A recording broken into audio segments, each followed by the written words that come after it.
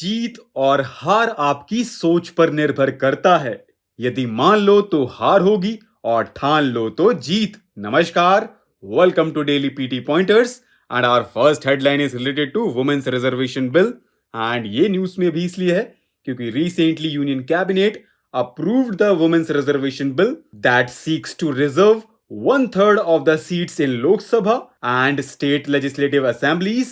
And do you know, friends, the issue of reservation for women in politics can be traced back to Indian national movement, and it also came up in constituent assembly debates, but it was rejected as being unnecessary. It was introduced in Lok Sabha in 1996, and do you know, friends, National Perspective Plan for Women recommended in 1988 that reservation be provided to women right from the level of the panchayat to that of parliament, and these recommendations paved the way for the historic enactment of the 73rd and 74th amendments to the constitution, which mandates all state governments to reserve one third of the seats for women in Panchayat Raj institutions and one third of the offices of chairpersons at all levels of Panchayat Raj institutions and in urban local bodies.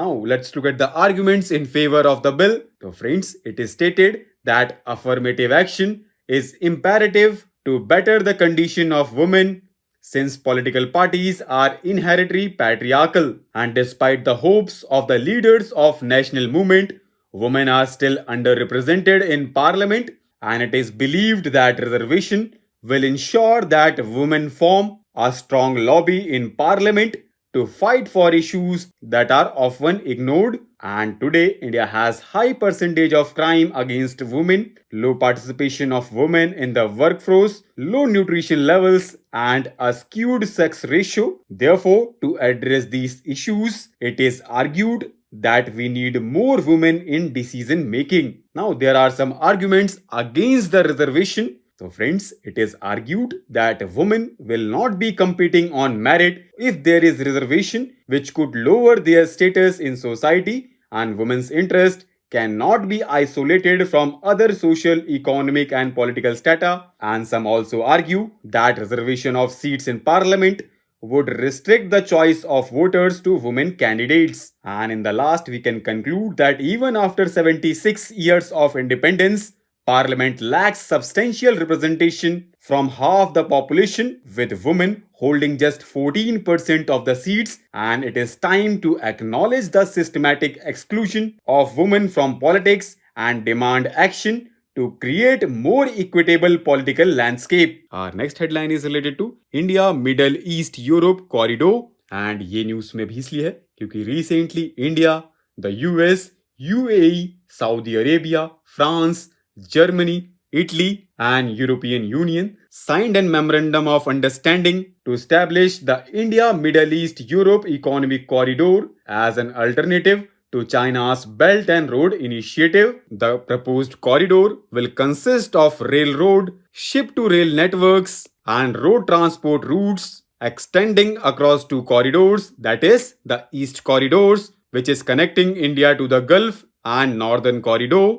which is connecting the Gulf to Europe. It would enable the transportation of goods and services from India to UAE, Saudi Arabia, Jordan, Israel, Europe, and back. And it is expected that corridor would increase efficiency, reduce cost, enhance economic unity, generate jobs, lower greenhouse gas emissions, and it also has immense potential to put India, Middle East and Europe on collective path to growth, triggering regional and global cooperation. Now recently UNESCO decided to inscribe Karnataka's sacred ensembles of Hoysalas in World Heritage List. The ancient site was part of UNESCO's tentative list since 2014, and these temples are located at Belur, Halbedu and Somnathpur in Karnataka. And do you know, friends, sacred ensembles of Hoysala constructed during 12th and 13th centuries, and Hoysala temples have basic Dravidian morphology but show strong influence of Bhumija mode widely used in central India, Nagara traditions of northern and western India, and Karnataka Dravida modes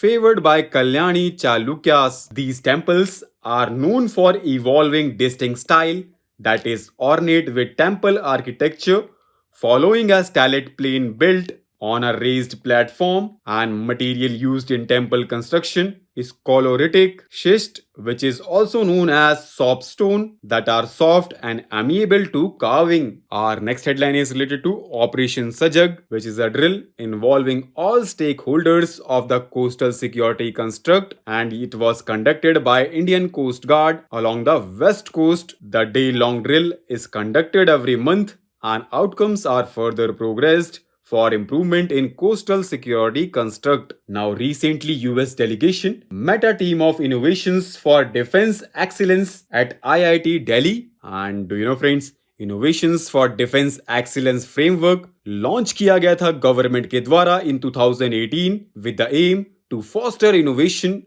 and technology development in defense and aerospace sector by engaging industries including MSMEs, startups, individual innovators, R&D institutes, and academia, and promote self-reliance. And government has approved a central sector scheme for innovation for defense excellence for next 5 years from 2021-2022 to 2025-2026, and innovations for defense excellence in partnership with US Department of Defense conducted India-US Defense Acceleration Ecosystem event in Washington, D.C. in June 2023, and it will expand the strategic technology partnership and defense industrial cooperation between the startups ecosystem, businesses and academic institutions. Our next headline is related to SHREYAS scheme, and ये news में अभी इसलिए है क्योंकि more than 2300 crore rupees allocated for education of SC and OBC students since 2014 under SHREYAS scheme, which comprises 4 central sector sub-schemes, namely top class education for SCs, free coaching scheme for SCs and OBCs, national overseas scheme for SCs, and national fellowship for SCs. Since all these schemes are central sector, state-wise data is not maintained for these scheme and there is no financial ceiling under the scheme. Our next headline is related to Swavlamban, and ये news में अभी इसलिए है क्योंकि second edition of the Swavlamban is scheduled to be conducted in October. Now what is Swavlamban? So friends, it is Indian Navy's